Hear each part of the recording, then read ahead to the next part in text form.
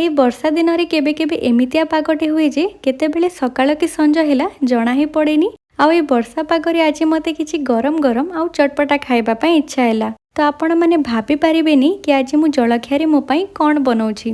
आपण भाबिबे कि सकाळु सकाळु एई सब किछि के खाए, हेले मु खाए। मोर केतेबेले कोन खाइबा पई इच्छा हबो मु भी जानेनी, हेले जेतेबेले भी इच्छा हुए मु बनेकी खाए। माँ एठी आज तांकर फेवरेट पकुड़ी छाणुछंती।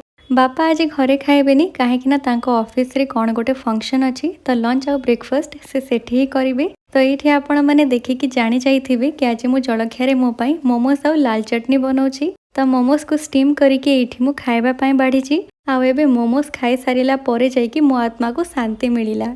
माँ को भाई माने मो मामू आ मामू को पुओ माने मो भाई तांकरी पई राखी एठी मु पैक करूची पोस्ट करिबा पई। एठी मु किछि ओरिगामी टॉयस किंबा कागज रे तयारी टॉय बनेछि याको सजेइबा पई।